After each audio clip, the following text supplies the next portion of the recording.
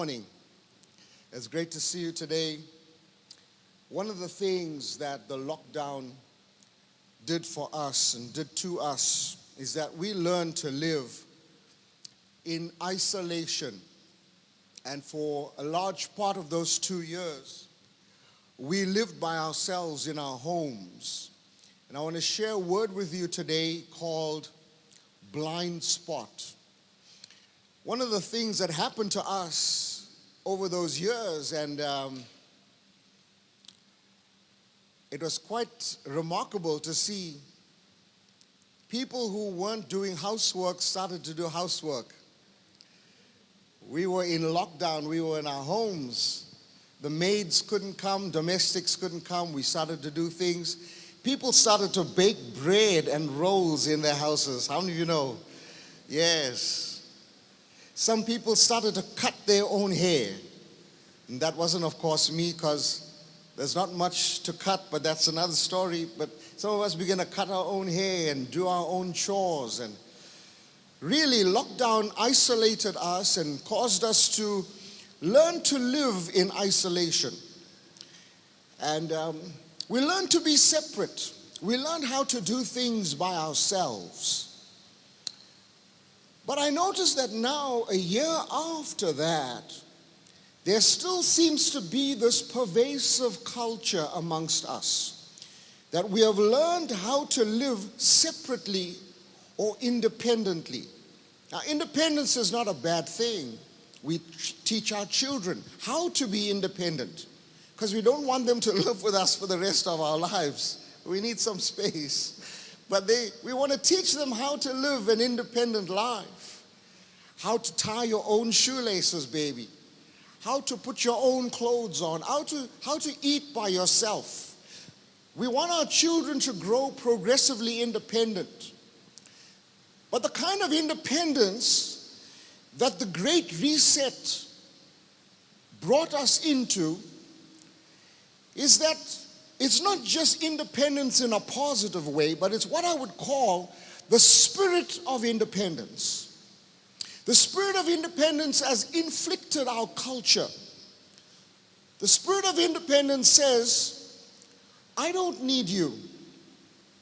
Don't tell me what to do. I can do this by myself. I know what is right and wrong. I can decide what I need to do. You don't tell me what I need to do. I can direct my life. This is me. I am an independent person. I don't need all of you to make me what I am. That's the culture and the mood of today. It's infected our society so that when I speak to believers and when we talk to couples, it comes out in the conversation. We're quiet people before, people who didn't say much. Now they begin to say things like this about their husbands. I don't know how many times I've heard this. They say, I don't need him. I don't need his money. I can live without him. If he doesn't get himself sorted out, he can leave. I can take care of myself. I've heard this so many times. Some of you are smiling because you're thinking that, even if you haven't said it. But I've heard husbands say that too. I don't need this family. I don't need this nonsense. I can do without this. And we don't realize it's a manifestation of the spirit of independence. We see it seeping through into our families, where families say this thing very often. I hear it because of my interaction in ministry. Families say this, you know me, I just stay in my own house. How many times have you heard that? I just stay in my own house. I don't mind anybody's business. I just stay with my family. I don't want to visit them. They're full of nonsense. We don't need their problems. We're just happy by ourselves. Do you know what that is? It's a manifestation of the mood of this age. After the Great Reset, everything changed. And even if you don't know this, even if you don't acknowledge it, the whole world has changed. Life has changed. How we think has changed, even if we don't acknowledge it. I see it in the church also, the spirit of independence. where people come in without talking to anyone, without discussing anything with anyone. People have these words when you talk to them. They say, you know me, I go to church. I don't talk to anyone. I don't mind anyone's business. After church, I get in the car, I go into the taxi, and I'm gone. People have this way of talking. We have this in our marriage. We have this amongst family. We also have it in the church. Me, I don't get involved in anybody's business. I don't talk to anyone after church. I just go back. What is that? It's a manifestation of the mood of this age, the spirit of this age. It's one of independence. And the spirit of independence is not of God. The spirit of independence is not a kingdom value. The spirit of independence is never how we were meant to live. And this is why some months ago, you would have seen, and some of you didn't like it, I know, I cordoned off the seats because I know that the spirit is woven into our culture. I said, let's sit together, not sit me and my family and separate from all of you. But let's sit together as a family because we have to break the spirit of independence that says, I don't need you. In Revelation chapter 3, God speaks to the 7 churches. And then he speaks to this one church in particular, the church of Laodicea. And he says to this church of Laodicea, he says, you have become wealthy. You have grown to have so much. But in growing to have so much, you have said, I don't need anyone. You see, this is something I noticed about your kind of people. You're very humble when you're poor. You're very humble and you're very decent and you're very loving when you have nothing. But when you get your first rand, you buy your first car, you start living in a bigger house. You're not talking to me, but I know I'm talking facts this morning. That pride level shoots right up. Just like the church of Laodicea. They said, we've got much. And they became proud and they became independent. They said, I don't need others. And God said to the church of Laodicea that in your wealth, you became independent. He says these words. He said, but you're not hot anymore. You're not cold anymore. You're like something tepid. You're like something lukewarm. And then he gives us this anthropomorphic metaphor. He says, I will spew you out. And that's the condition of the church today. We've become apathetic. We've become cold towards the things of God. And why? It's because of all that God has blessed us with. It's not made us better. It's made us independent. Because we think we arrived at this place by ourselves. And yet we haven't arrived at this place by ourselves. How many of you can testify with me today? It's only by the grace of God that we stand today. It's only by the grace of God. And so the Bible tells us that there's wisdom in counsel. But we can't receive counsel if we separate from one another. I was so heartened. I was so blessed on Friday to be here amongst the men. We had an awesome time. We had a great time. But I see the stronghold over the men breaking. Men are not living independently anymore. They're coming together because we need one another. That's when we are strong. That's why for some of us, we need to become habit forming about our Sunday mornings. Because it's only when we come together that we are strong. Break that spirit of independence. Break that spirit that says, I only need you when I need you. Other than that, I don't need you.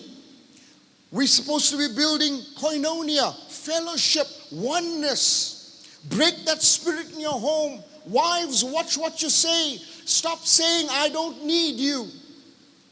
The arm can't say to the eye, I don't need you. The foot can't say to the arm, I don't need you. We're part of the same body. We must repent for manifesting and vocalizing the spirit of independence.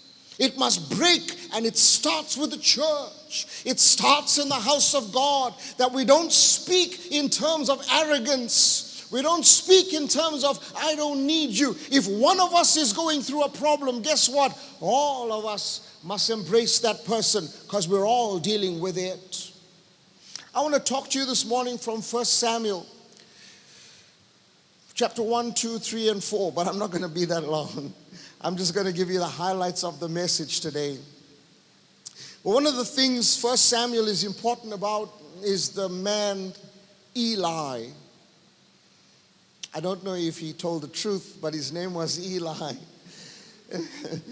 And Eli was the high priest. Eli served for a period of 40 years. He was a long-standing high priest. One of the things Eli is famous for is that it was during his tenure, during his time of ministry, that Samuel, the great prophet, came into being. And Eli, the high priest, served for a long time. While Eli was in the temple one day in Shiloh, this woman named Hannah came in. And she was beside herself crying. As she wept, she was babbling. You know the story of how Eli thought she was drunk.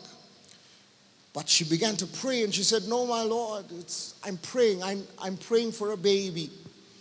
And Eli blessed her and said, may the Lord give you the desires of your heart. And she said, if I have a baby, I will give him to you for the service in the temple, and he will be a priest unto God. True to form, a year later, she had a baby, and she brought him after he was weaned, and she left him in the temple. Little baby, Samuel. Later, Samuel would become a great prophet. But in that time, after Hannah, his mother, left him in the temple, it was Eli who brought up this little child. Eli who taught this little child everything, all of his life skills, all of his ministry skills. And so Eli played a very important role in the life of the prophet Samuel. But the Bible doesn't speak well of Eli. The Bible doesn't speak in a good tone about Eli, although he did so much for Samuel, and he was instrumental in Samuel coming into ministry as a prophet. And the reason why Eli is not spoken of in a good light is something I'm going to touch on for a little bit just now. Eli was in his 90s. He was an old man. The Bible says of Eli that he was a heavy man. He was grossly overweight. Heavy, grossly overweight, couldn't move well, lost his eyesight, now in his 90s, but still serving in the tabernacle as the high priest. When I saw that, something struck out at me. I thought, how will I be when I am in my 90s, because you know I'm going to live that long, and be in good health. I may not have hair, but don't judge me. In my 90s, how am I going to be when I grow to be that old? How many of you are expecting to live long? How many of you know that the Lord has for you in store long life, good health and strength? Come on, you don't believe it? How many of you know God has long life for you? Yes. And so, Eli in his 90s, blinded, can't see, heavy, can't move very well, but still serving in the temple as the high priest. Every day you meet people just like this. Maybe you've never seen it in this context and in this light before. But every day you meet people just like this. People who are heavy, people who are blind, people whose season has passed them, but they're still continuing to act as if it's business as usual. And even if you haven't met them, the reason is probably because it's you, and we've met you today. I meet people like this all the time. People who have lost their spiritual sight. People who no longer have a vision from God. Oh, come on, somebody.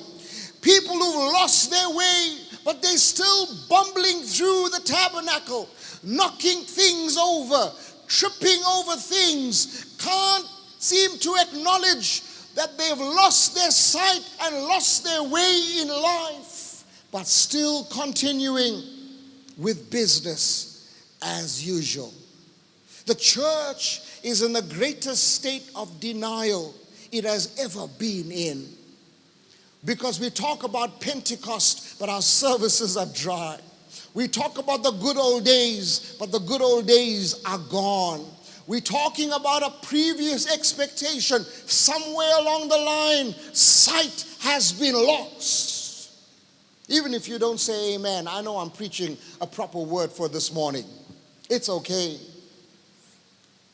Husbands and fathers who have lost sight of the purposes of God and the will of God for their homes. Mothers and wives who have lost sight of who God designed them to be for their homes, but continuing to carry on, fumbling in the dark and going about life thinking it's business as usual. Eli was not supposed to be handling the holy things because he had lost his sight. Heavy, blind, serving, carrying on with life as normal. I want to ask you this morning, if you've lost your sight of God, and if your last memory of being faithful to God is somewhere in your past, and if the last memory of you being on fire for God is somewhere in the distant past, why are you continuing with business as usual? When will you come to the Lord and say, Lord, I've lost my sight, I've lost my way, I'm fumbling through life, I need to see again. There was a man Jesus encountered laying by the pool of Bethesda who had lost his ability to move. For 38 years he sat as a crippled man. He sat as an invalid, every day going through life as if it was business as usual. And Jesus came to him and said, do you want to be made whole? You see, until you come to Jesus, you will never have sight of where you need to go. Unless you come to Jesus, you'll never have vision for your life. Until you come to Jesus, you'll never be able to see things clearly. You'll argue your way out of God's will. You'll justify yourself for where you are. But until you come to Jesus and you allow His light to shine into your life, you'll never be able to see clearly again. I don't want to be a blind pastor. I meet blind pastors all the time whose benchmark of success is to have a big church, is to have a flashy car, is to wear nice suits. It's no longer church. It's no longer about touching people. It's no longer about being filled with the Spirit of God. It's no longer about speaking a word to this generation. It's about all the flash and all the flouncy and all the accoutrements that were meant to just be a blessing. But that becomes the main focus. Pastors who are blind, blind shepherds, blind leading the blind. Every day I meet blind fathers. Fathers who can't be an example because they can't see the way forward. Every day I meet blind mothers talking to the youth. Blinded people, blinded by a false perception of what is success. Like a generation of Eli, we have become blinded. Blinded by money, blinded by our jobs, blinded by the things we have bought and the things we have been given. But we can't see God anymore. And so Eli learned how to compensate for his blindness as he functioned in the temple. like many of us have learned how to compensate for our blindness in life. Now and then we'll come for prayer, but we'll never live a life under the will of God. Now and then we'll ask for advice, if at all. Only when we have problems we come to church. We've learned how to compensate for living a blind life.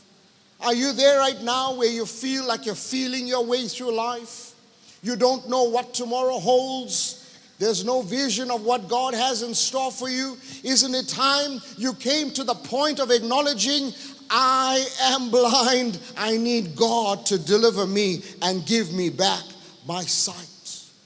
And there's a reason why Eli was under this false sense of delusion that he thought he was at business as usual.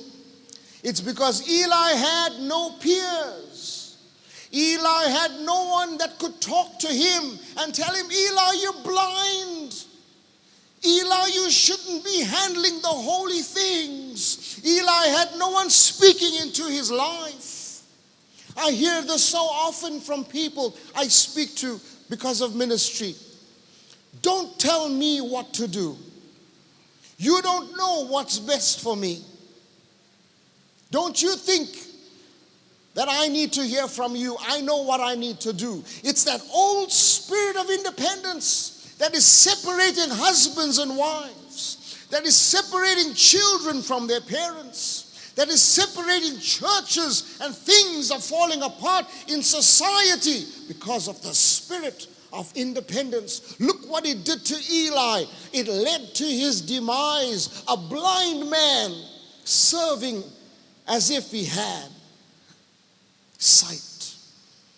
Eli was independent. There were no other priests, no one else to tell him, Eli, somewhere you stepped off the mark. And it gets worse because it infected the people around him. And I'm going to close with this. Because when you have a spirit of independence, it will infect your family, it will change your atmosphere, and your entire family will be contaminated. At that time, when Eli is in his 90s, Eli was 98 years old, to be exact. He had served for a period of 40 years in the temple, blind as a bat in his later times. And at that time, the Philistines came to fight the Israelites, and they were beating the people of God. The Philistines were a horrible, violent, animal-like people. And so the 70 elders, who were 70 tribal elders, got together with the army. And they said, let's talk strategy. You can read this in 1 Samuel chapter 4. They said, let's talk strategy. Let's see how we can win this battle, because we're getting our behinds kicked badly here. They lost in one day thousands of people, 40,000 people. And so they made a decision amongst themselves. They said, let's bring the Ark of the Covenant and let's take it into battle with us, because they had heard the stories of how powerful the Ark of the Covenant was in previous times. And so they said, let's bring the Ark of the Covenant to go with us. And as we go into battle, we will win. How many of you know you can't use other people's relationships with God for your success? You have to have your own relationship with God. They were trying to steal someone else's success story and make it theirs. And so they brought the Ark of the Covenant. But here's the thing that we don't see when we read 1 Samuel chapter 4. The keeper of the temple, the keeper of the precious artifacts within the temple, the keeper of the 7 parts and aspects of the temple was the high priest. These 70 elders unilaterally made their own decision that we're going to take the Ark of the Covenant and take it into battle. They didn't ask the high priest, Eli. Eli's two sons, Hophni and Phinehas, was a story for another day. They didn't ask anyone permission either.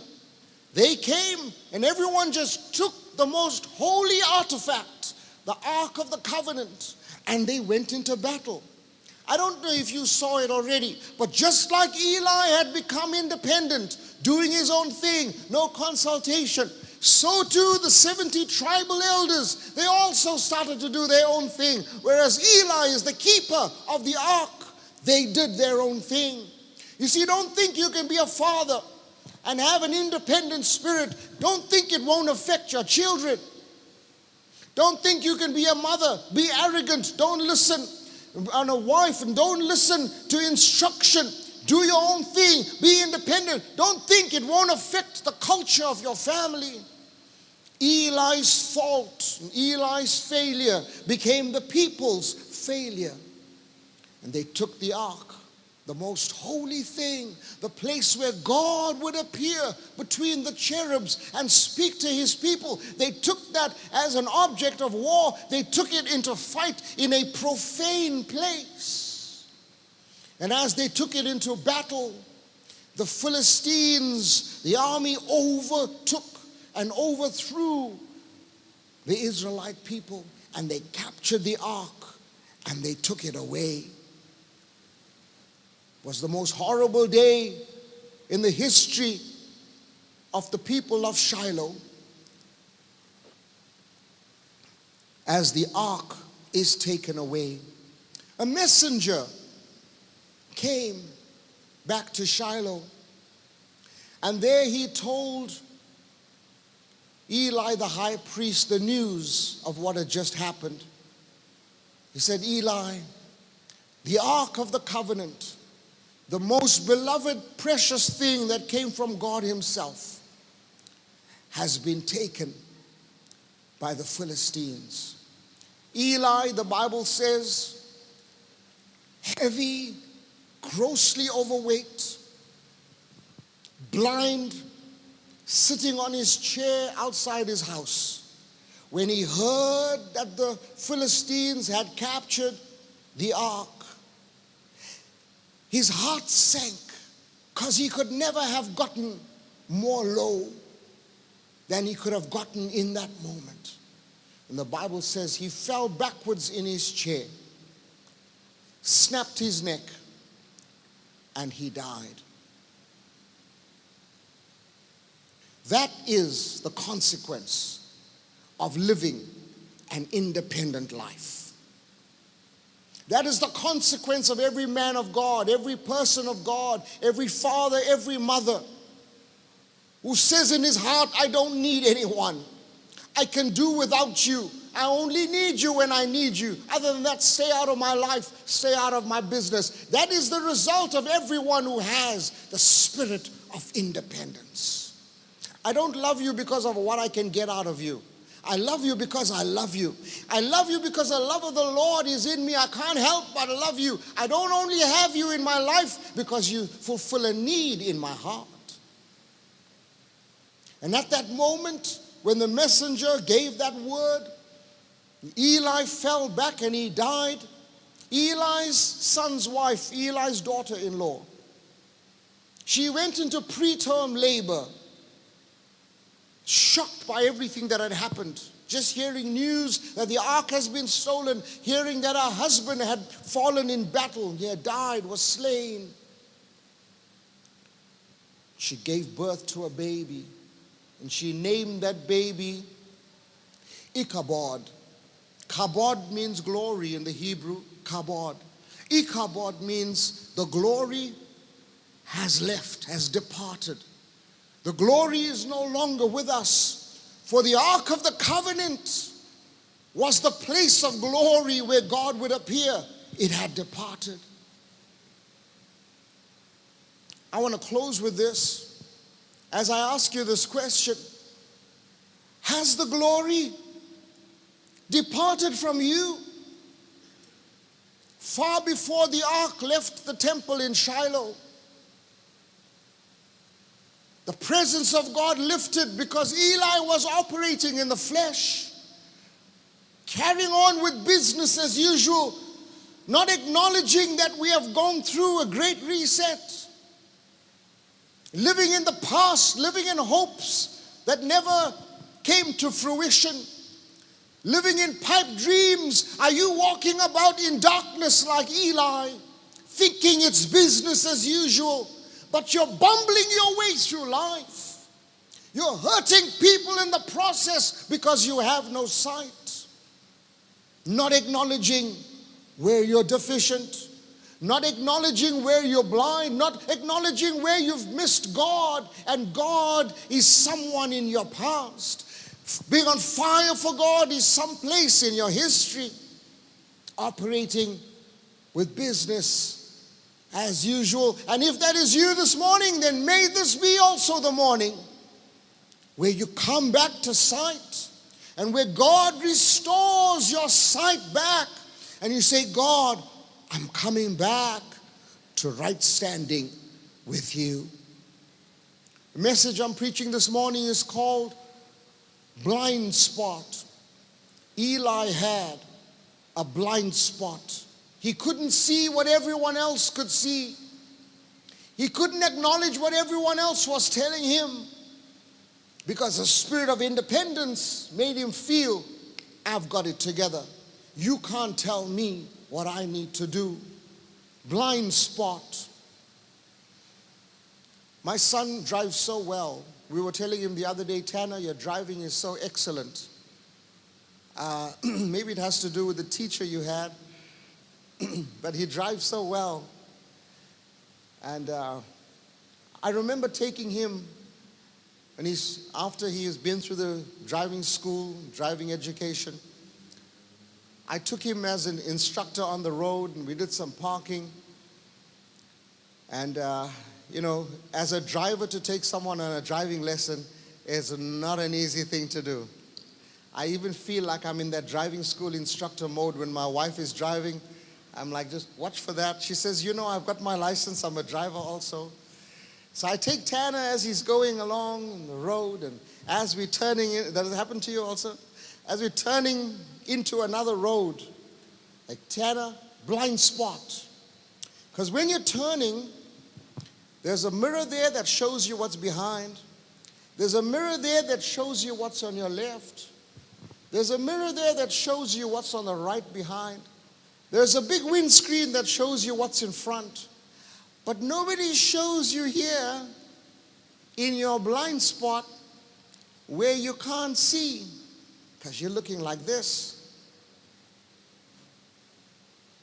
But you can't see here. Blind spot. 10, you just went into a road. Did you look at your blind spot and see if there's any cars coming? So after the first few roads, and I'm sitting over there, I said, let's see what this guy's got. And so I began to observe. Now he had to turn his head. He had to get out of his place of convenience, looking in mirrors. He had to turn his head and look at his blind spot. Face the reality of what is on the side. He had to make the effort of looking at his blind spots. I watched him sitting from there, turn his head. I think he was trying to say, let me get this bully off my case.